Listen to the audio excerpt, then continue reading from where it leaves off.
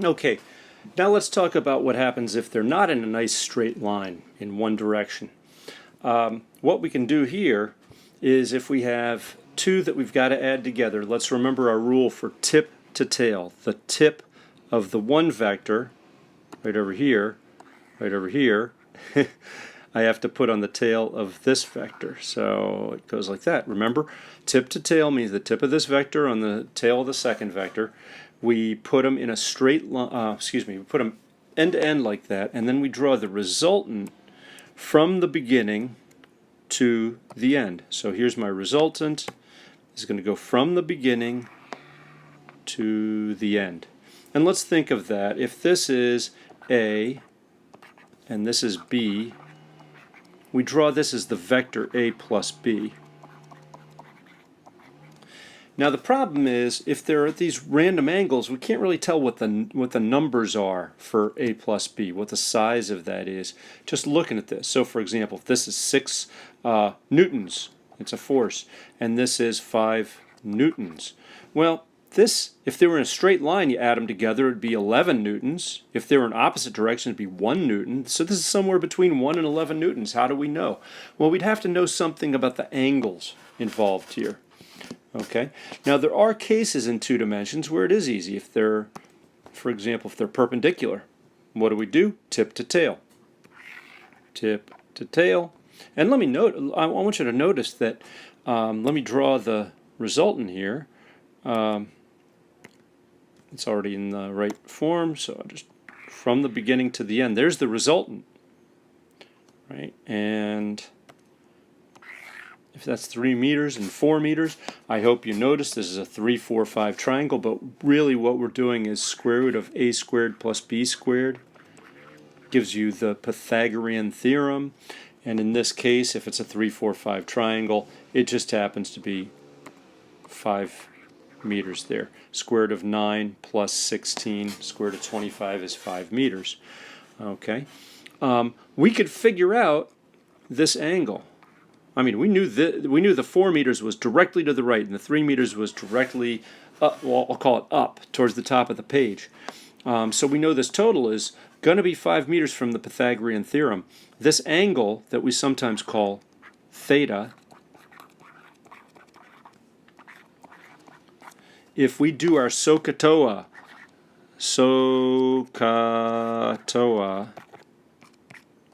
tangent is opposite over adjacent.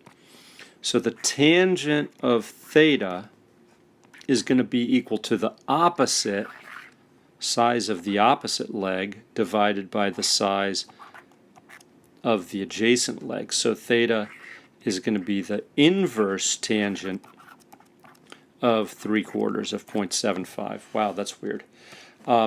I want you to be able to do that. Okay, absolutely want you to. If you have something this where you've got the whole right triangle, I could have done it this way: inverse sine of opposite over hypotenuse. Okay, I could have done inverse sine of adjacent over hypotenuse. Any of those should give me the exact same result. Now, I want to show you how to do, for example, this problem. If we had the angles, if we had the angle for each of these. If you think of this, let me get a different color here.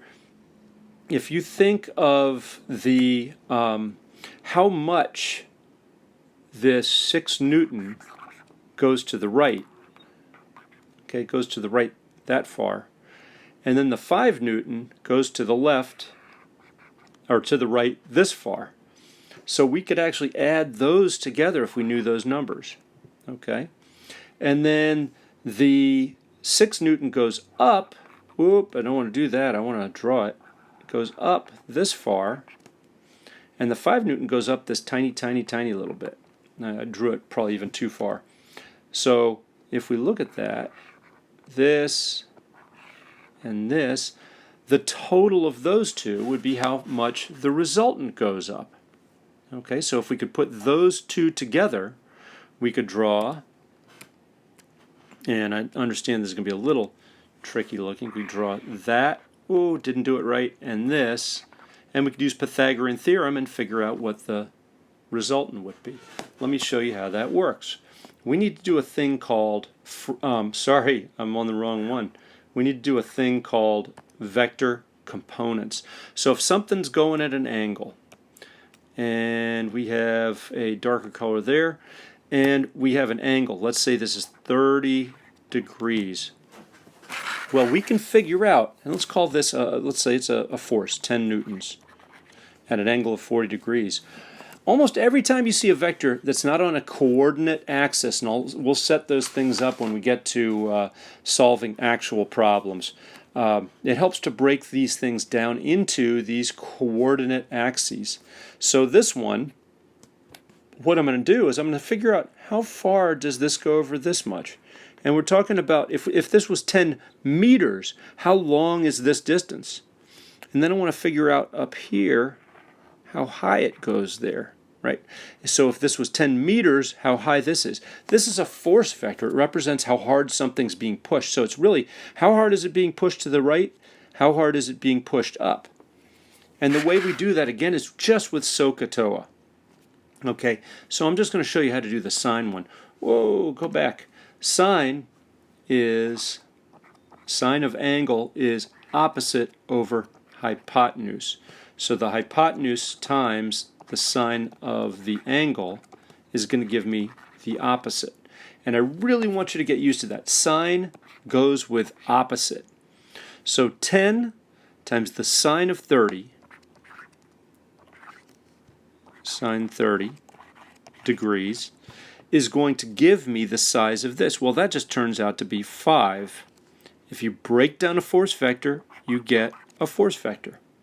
If I do the same thing over here, and again, it's SOHCAHTOA, get used to it, cosine of 30. However you memorized how to do trig functions, really all you have to do is sine, cosine, tangent.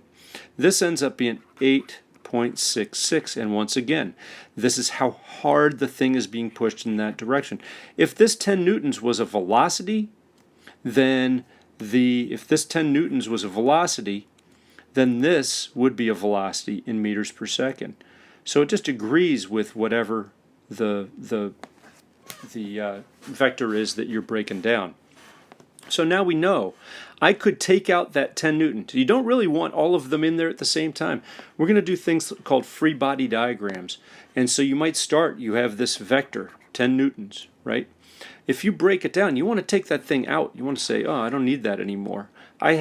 If I push to the right with 8.66 newtons and I push up with 5 newtons, it'll have the exact same effect. Oops. So it's really kind of a one or the other. I could, if this were in meters, if this were a vector that was a displacement, 10 meters is the same as walking 8.66 meters to the right and then walking 5 meters up, north, whatever that is, towards the top of the page. So that's how you do vector components. I'm not going to ask you to do this right now, but sometimes what we want to do now is then go, okay, so let's do this. Let's say I had a vector like that and a vector like this. And this is, I don't know, 20, we'll call it meters. We'll just do a displacement at an angle of 30 degrees. And let's say this is 10 meters at an angle of 60 degrees from the horizontal. Okay?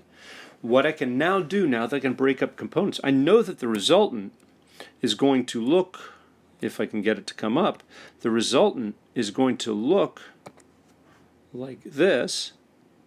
We did tip to tail, and there's the resultant, right? Let me put that aside for now. That's what the resultant will look like. But we can also construct that by saying, how far did this one go to the right, and how far did it go up?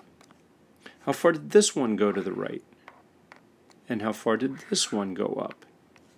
Okay, and if I'm going to do it, I'm going to do it very fast. 20 cosine of 30 gives you 20 cosine of 30. I have to think about that, 17.3 meters. 20 sine 30 gives you 10 meters up. 10 cosine of 60 is 5 meters. 10 sine of 60 is 8.66 meters.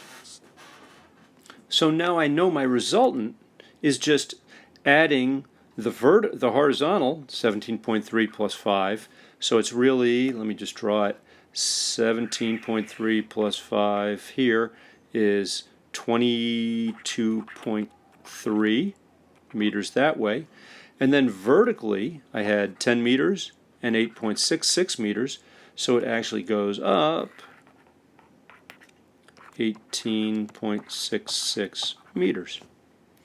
And I can use the Pythagorean theorem to find out what my total is. I didn't draw it well at all, did I? And this needs to go way up. Whoops. This needs to go way higher. Okay.